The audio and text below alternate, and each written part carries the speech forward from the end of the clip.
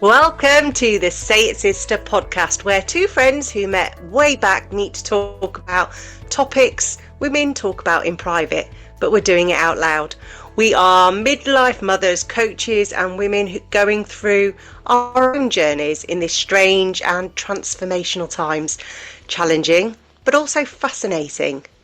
So this week we are focusing on a bit of a gossip story. When the world should be focusing on things like Greenland, instead we've been inundated with stories about the Beckhams and their family strife. Our DMs have honestly gone crazy. Social media has blown up, and it's felt important to say something not as gossip, but about the way that the story has developed. A conversation about how we still talk about men and women and responsibility. And it kind of reminds me of the old Roman and Greek god legends, where warnings were given to sons about following paths against their godly parents' wishes, or being cast out, fooled by temptresses, demons, and also the hero's story about following one's own true path. But the women? Well, we're never painted in a good light. And that's what we're here to talk about today. So, hey Karen, how are you? And what do you make of all of this? Wow, yes. Well, I think we all feel like we know this family really well because we grew up with them. So it's a strange one, isn't it? Because it's like David and Victoria, everyone knows who David and Victoria are. And I actually did have a night out with David Beckham when I was 19. So I have met him and I have hung out with him and partied with him and had laughs with him. So I probably know him more than some other people out there. But I find the whole statement thing really interesting and also really sad, because at the end of the day, it's a family, and it's a family that are being torn apart one way or another, and we'll never really know the truth of what really is happening. You've just got fragments of things that have been put out. I think when someone releases a statement, they're normally just really in a bad place to have to release a statement, because it's just not the norm. It feels like a sort of for this moment in time, like a break. And it's also a private family matter. We've all had those fallouts with people that we love and care about, and whether family or chosen family, and how hard it can be, and it can take a really long time to heal. But it has brought up that sexist story that women are the manipulative ones, we're the sirens, that a man is almost like painted as pure, and there's no kind of accountability or responsibility, and it's always the wife or the girlfriend or the mother, and at the end of the day, they're all grown-ups in this, aren't they, situation. It's all grown-ups. So I feel that we need to talk about that, because we are here to talk about the feminine narrative. We want to have, we want our men to have boundaries. We want them to be their own men. We want them to speak their truth, and perhaps that's exactly what he's doing. But the way it's being sort of positioned feels a little bit off to me. What's your view? Well, it's not the first time, and I wish it'd be the last, but I don't think it will be. For as long as we've had, the patriarchy, we've had this trope being wheeled out to keep everybody in their place, and to try and, like we said, send to men the hero story, and then blame the women, whatever their role, and it's just, I've had enough. It's so obvious to me when I was reading all these comments, and everybody was like weighing in with their thoughts about what was going on and stuff. And I just sat there reading them, just thinking, here we go again. Women bashing once again, not giving men accountability or even trusting their own decisions. That, the comments around Brooklyn being ungrateful, betraying his parents, or he wouldn't be in this position if it wasn't for them. Absolutely he wouldn't. He wasn't, he didn't choose to be put on parade and be in the public eye from the day he was born.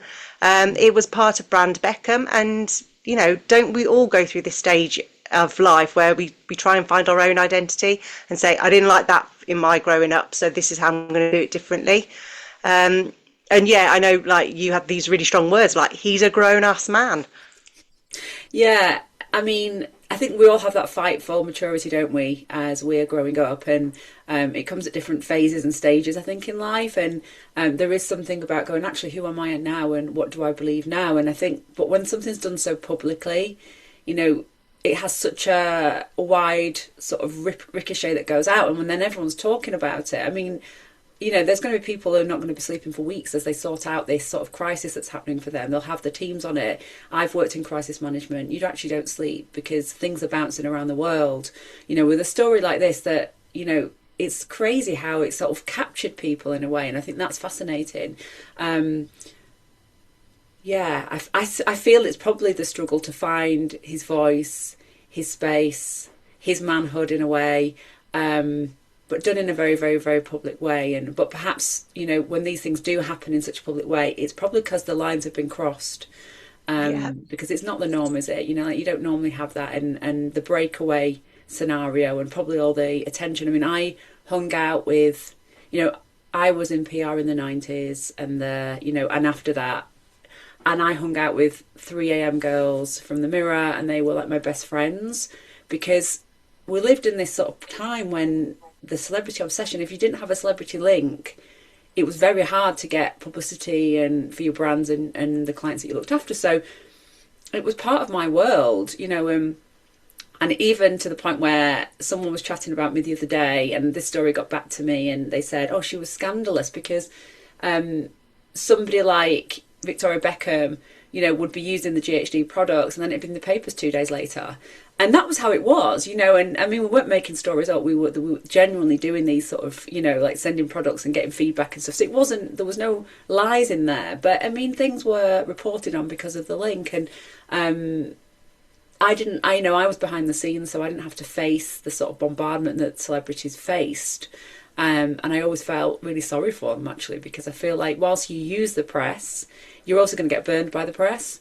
Yeah. And our press have got, you know, as it's been found time and time again, they've taken many unsavoury ways to get stories, including taping people and, you know, all of that. So chasing them through Paris, you know, for car accidents, you know, it is the relationship between the press and the newspapers, the advertising campaigns, and now we are in the world of celebrity where people who actually don't really have much talent are just famous for being famous, and, you know, the so-called influencers. But again, you know, it's not just about if you're not being spoken about, whether positively or negatively, it's seen as a bad thing. Yeah. And it's interesting because there are so many similarities to this story as to what we've seen with Harry and Meghan. And I've seen like things like, oh, next stop, Oprah interview and things like that. And it's like, oh, God, these are real people. And immediately I could see that the press turned on Meghan when she didn't want her baby's faces being shown after the birth, and to have like more of a private christening, and that was it. They weren't getting their money's worth, so therefore they turned, and it was relentless to the point where Harry said, no more, we're leaving. Just in a similar way to what Brooklyn's had to do. But it's not the first time, you know. John and Yoko, people are still really vile about Yoko, who literally just fell in love with a man, and because he then chose a different life and a different interest in his passions, it meant that actually it came to the end of the Beatles. She didn't break it up. It was her relationship. And then we've obviously got Christine Keeler in the whole Profumo affair. We can't remember the other politicians and the other people involved in that. We just remember her name because she was the seductress that could fool spies and ministers, and even Wallis Simpson and our king who abdicated. I mean, everyone knows Wallis Simpson. She was the American divorcee who brought down the monarchy. Well, she didn't bring down the monarchy. He chose love. He chose to marry the woman that he wanted. And so the idea that kings or musical kings, politicians, princes, the sons of footballers and pop stars haven't got their own minds and are simply just brainwashed fools. It's kind of like, come on, people, wake up, listen to the narrative. These are not villainous women. That's what came to mind. Yeah, there's just so much to say about it, isn't it, really? Because it's it's like there's always a victim and there's always a villain and there's always a hero, and depending on what you're listening to, reading, whose page you are on socials, you're going to get different views on things, you know, and we have to be able to determine, like, actually, what do we think? Like, what's our view on that? Now, our view on that is that this is really, really complicated, and this is about relationships, and this is about a break and a breaking away.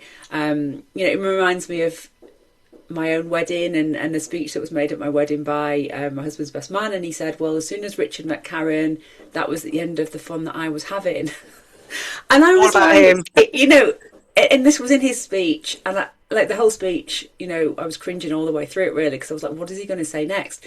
And I kind of took a step back and thought, well, was that true? Well, for him, it probably was true, because we fell in love. He moved in quite quickly. Obviously, when you meet somebody, you kind of have to curb your ways, because if you're still going to be carrying on like that, I wouldn't have been in a relationship with somebody who was out and about all the time, and you know, he was And living his Rich single, chose this. he was living He his single chose it. life, yeah, and he was having, you know, he Yeah. was living his single life, but he was wanting to meet someone, and then he met me, and Mm. you know, and that was his choice, and he wouldn't have had it any other way. And you know, but yeah, in the wedding speech at my own wedding, it was like I was like named as this person, and I was like, he doesn't realize what he said, but Mm. I know what he said, and it was like the implication was there, and I could see the people's faces in the room. You know, as you do when you're kind of aware of other people. Like people were like, you know, the tightness in the jaw. And I'm not, you know, someone who's out there. I mean, I am on social media, but I'm not living the life of someone like the Beckhams. So it's kind of like a comment you just think, I felt it, but you know what? And I had similar, being part of the gossip or the subject of gossip at the school gates when my marriage broke down. And people had got an image of me anyway, because I used to turn up suited and booted off to my corporate job, where they would often turn up in their Ugg boots and their leggings. And I wasn't, they didn't welcome me in. I try and be friendly, but they didn't welcome me in. And so when the gossip came out about who and what and why and everything, it was all made up, because I hadn't spoken to any of them about my circumstances. But it was always, well, she did this and she said that. And actually, there were lots of people involved in the relationship breakdown, mainly me and my husband. But because he was never at the school gates, they made him out to be the victim in all of it, and oh, poor him. And then yeah, they put him on a pedestal when, on the odd occasion where he would have to pick the kids up from school because it was his day. And they were like, oh, isn't he a good dad? Well, no, I'm a good mum because I do that every day. You Yeah, know what I mean? So it exactly. was always that division constantly. And I actually think it was around that time that I actively said, I will not engage in any gossip ever again. And to be fair, I probably stuck to that. Now I can go to trusted people and ventilate a little bit and have a bit of a moan, but then it's done.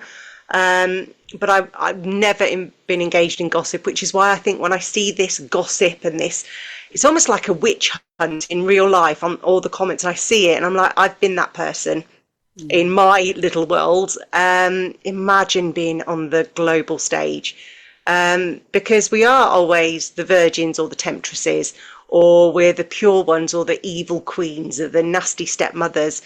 And it really damages and it really hurts. Yeah. And like you say, it's complex. It is complex. You know, I also know that when we get to breaking points sometimes in close relationships, it's the breaking point moment. So for them, it seems to be a lot around the wedding.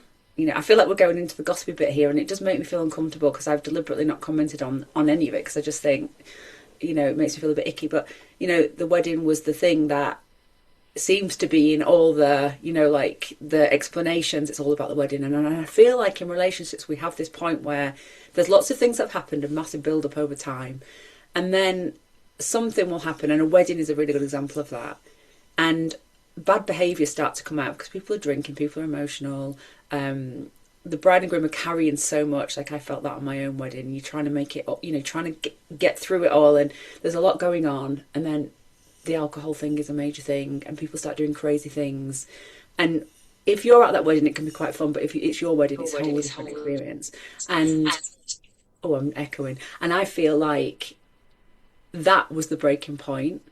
But actually, there was all the stuff before that didn't get resolved. And I had situations like that at my own wedding where I lost relationships after the wedding because as I went in and then had conversations with people, they didn't like what I was saying, but it was their behaviour. And then I further looked back and I went, actually, I'm responsible for some of this stuff as well. I have a responsibility because things happened in the build-up or whatever, and rather than address it head on, I didn't. I just continued with life. And then when things do blow up, we're like, actually, it takes two to have a fallout. It takes two, like you said with your husband, there's a break.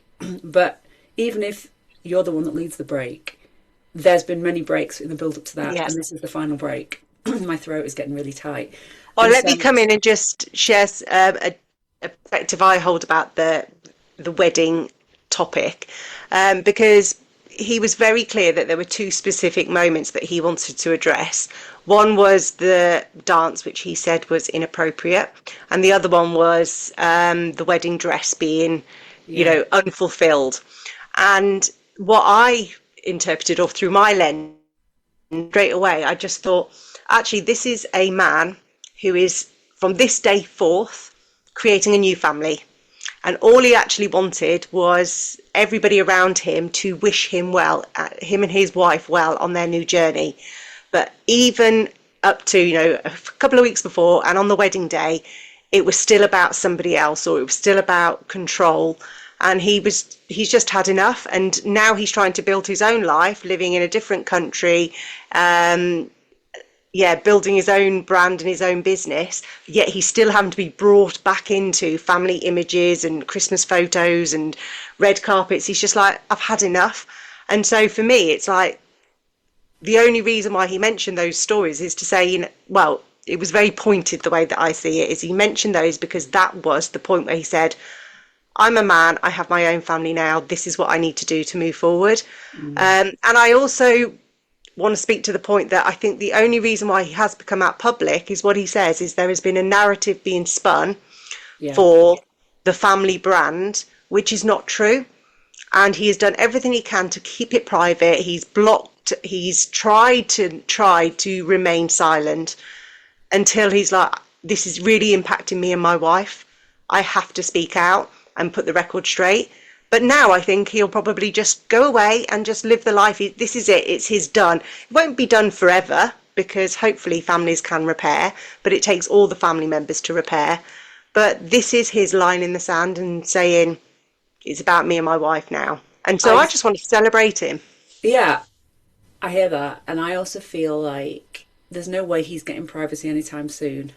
Like with a public statement like that, it is your voice, your words. It's like you sort of say it to sort of say, right now, leave me alone. But as you can see, there's no leaving alone that's going to happen over that. And this is the thing that he will know as somebody who's in the public eye. We do. So if a celebrity does something and it's out there in the public domain, that information never goes away. 20 years time, Yeah, it will I be get there that. in But he lives in America, searches. and it's a different, the British press are more fascinated by the Beckhams than most people. And so I think in the British press and on our social media, it'll run for as long as the newspapers keep talking about it. But if he's not contributing or not giving any new information, over in the States where he lives in his bubble, it'll probably be a very peaceful life. He'll States probably is just live a slightly very normal different. life. Yeah, the States is slightly different, but I can say this because I know it, because I've seen it, and I know celebrities have had, scenarios, and they are still, like, 20 years later, like, it's amazing what happens behind the scenes in the world of, like, social media and even things like Wikipedia. Now, we might not have a Wikipedia in 5-10 years' time because the internet's changing, but whilst there's a Wikipedia, people go in and change people's stories. And so I've got friends that have made a mistake, done something, they've had all the press, and 20 years later, their information about them, somebody goes in behind the scenes and changes it, and it's unbelievable. And so in the end, they're like, there's nothing I can do about that. This thing is still running, and it will always be part of our Yeah, story. that's interesting. That sparked something for me about, and we did an episode on the We Do Not Care Club, and I think this is where it speaks to truth of character, and a lot of work that we do with our clients as well, where actually, if you are the king or queen of your own life and you are mainly concerned with who you are, what you stand for, and you know your truth, then actually you don't really care so much about the other stuff. And if you are going on interviews or whatever the thing is that you're doing, you just say, I'm not talking about that, or that's not for this conversation. You hold these really firm boundaries, Yeah. or you can be consumed with your outer image because you've built that brand on your image. But he hasn't.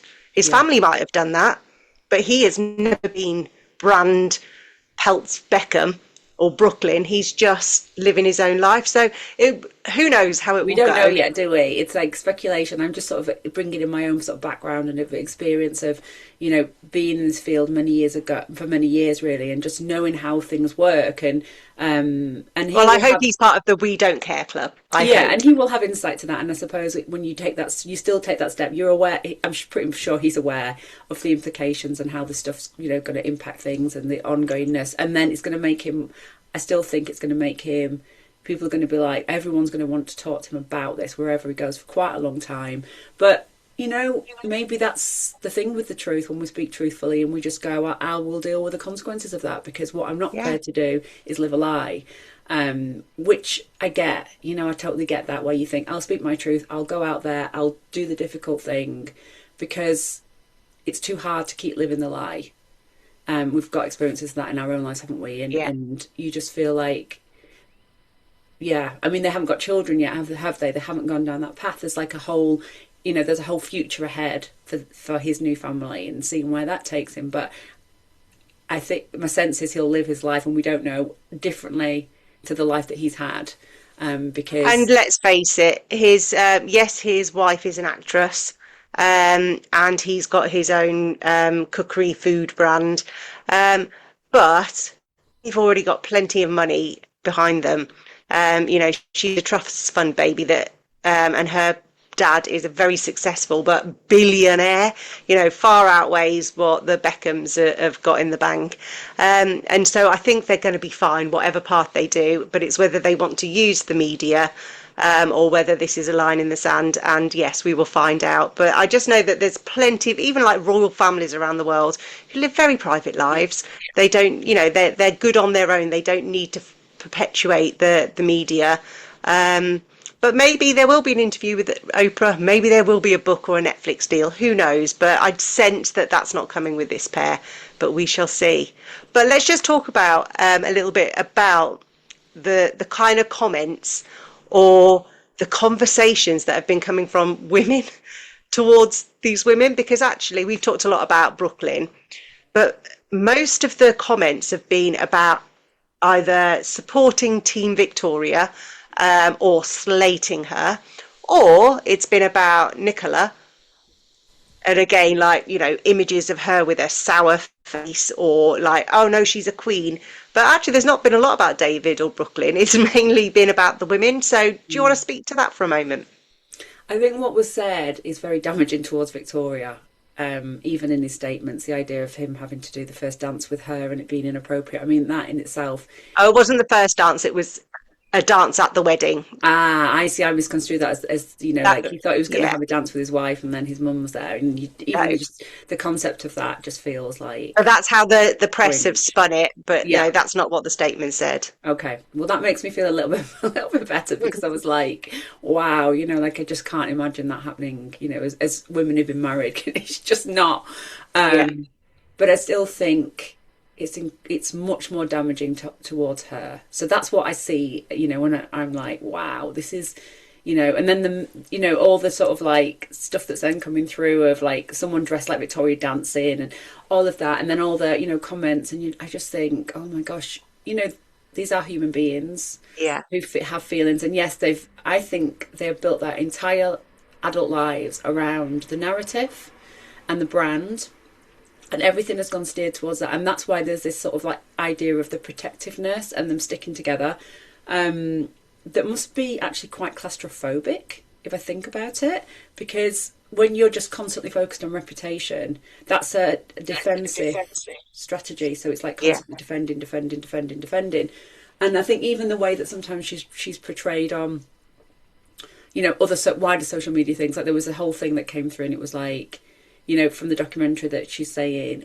everything's fine with women, and then she said some of the middle comment, and then David's going, tell the truth, Victoria, and she's like, women around the world have cannot get access to sanitary products, And he's like, thank you. And whilst she said that and did that, you know, it, when I see it, I'm quite shocked, because I think we should never be wrapping up the truth with lies. We should always speak it as it is. Now, clearly there was three versions of that then got, I don't know how it got merged together in that one statement, but it just makes me feel like, can I really trust her?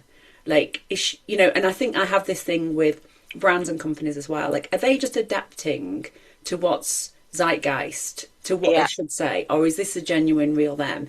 And I think this is where people, you know, consumers, we're all getting increasingly suspicious of each other, because we're like, well, do you really believe that? Are you saying that because that's the PC thing to say? And what's the real truth here? And you mentioned influencers, and I have a real problem with this, because I'm like, the true experts, the real genuine experts are not getting airtime, but then you've got, you know, these people with huge followings adapting, using the work of, you know, the true experts, positioning them a certain way, but it's all smoke and mirrors. And so I have a real issue with that, because it's not truthful, and it gives the whole industry, you know, we're both coaches, we've been doing it a long time, 25 years together, you know, it's like, we're not faking anything, we're the real deal here, and we've done the qualifications, we've done the hours, and we continue to do it, and then someone else put coach next to their name, and you know, and it's that kind of thing that I'm talking about here. It's like, can the real Victoria, can the real David, can the real Brooklyn please stand up? Perhaps that's what he's done. We don't know. Well, this is what my intuition, my gut tells me this is the real him that stood up. And I just want to also just salute Nicola, because at this moment she hasn't actually come out and said anything. And so when we see things from other women who are saying, you know, oh, she's got him under her thumb, she's obviously manipulating, she probably wrote that statement, it's like, go away, you know nothing about this woman, you're just making up stories to fit your view of the world, how you want it to be. And like I said, this has happened time and time again, where, you know, whether it's a brand or trickery comes out, so people fill in the gaps, and then they hear something from somebody else in the gossip or now in the comments, and they say, yeah, that's right, that's what's happened, and then suddenly that becomes the truth. And the only voice that we haven't heard from, and we probably never will, is Nicola, because she doesn't give a damn. She's just there being a married woman, enjoying her career, her life, being in love, and this is just noise and distraction that she never wanted. There's obviously a lot of hurt and pain going on there, which is why Brooklyn has named those couple of instances that genuinely hurt his wife. But wouldn't you hope that your husband would come out and defend your honour if he heard you hurting? And so yeah, I just want to say, really, women, stop picking on other women. And just remember, like, as Karen said, these comments will be in the social media world forever. And if things come to light, or actually like in the old days where it was like, you know, the news goes away with the chip paper, your comment will be out there forever. So actually, just use a bit of discernment. Be kind. Be kind, yes. Or just don't comment at all. Yeah. That would be a lot easier. And I think you know, when you get trolled, like I've been trolled twice, and by men and women, you know, and I have to think about my safety at that point, because I'm like, sometimes I'm being trolled by people who live like 20 minutes down the road, you know, and like have to sort of like then think about my security, my daughter's security, like how nasty are these people going to get? It's actually quite scary. And I did lose, like the first time I had a week and I was in such a state for a whole week. You know, and then something had happened to my car, and I was like, well, is this linked? You know, and like my brain's working overtime, and I've got friends who I can call in those situations, and they'll be like, I think you need to calm down. This is just like the way of the world now, and it's the way of the internet. And it means that you're doing the right things, because if you're getting trolled comments, it means that you've kind of broke through to, you know, a wider audience. I'm like, this is just insane. Like, why should we have to put up with stuff like that? You know, yes, we can block, yes, we can delete, but it takes time, it takes energy, and it does get in. And, you know, as hard as you want to be with stuff, it gets in. Second time was much easier. Some of the comments, I was like, they were so ridiculous, and it was, you know, really around talking about menopause, you know, and because again, it's a taboo, and even though we're all talking about it, it's an issue for people. And we come back to, you know, women's bodies, women's rights, women's health. women's autonomy and agency, women, you know, being true to themselves, women asking for what they need, you know, that sort of stuff. It triggers people, and it also triggers Yeah. women. And this is what we're talking about here. So I think this has been a really good conversation for us to sort of, you know, go into things and actually just name it all again. And we're going to have to Yeah. keep doing that. Yeah, and the one thing that I wanted to just say before we close off this conversation is Victoria is a mother, and no matter what your opinions are, you can have your opinions. They're usually curated by the press or some, you know, information you've been given. But she is still a mother. David is a father. The siblings, Nicola and Brooklyn, they're just real people in a real family who are going through a really hard time. And I know how hard it is as a mother to let go and let your children go and make their own mistakes, or go and leave, you know, fly the family nest. It's hard, but yeah, we can all just be that little bit kinder. So just think about, if it was you in your family and this was going on for you, how would you want other people to respond? And I'm going to ask you to sign off, Karen. Thank you for listening to this episode of Say It Sister. Come and tell us your thoughts, especially if you've ever caught yourself in this narrative before. Maybe you've been putting comments on things and you've thought differently, or maybe you've had that done to you, but we'd love to hear your stories. Share this with a friend who loves these conversations, and remember, equality means seeing men as capable of choice and holding everyone, not just women, accountable for their actions.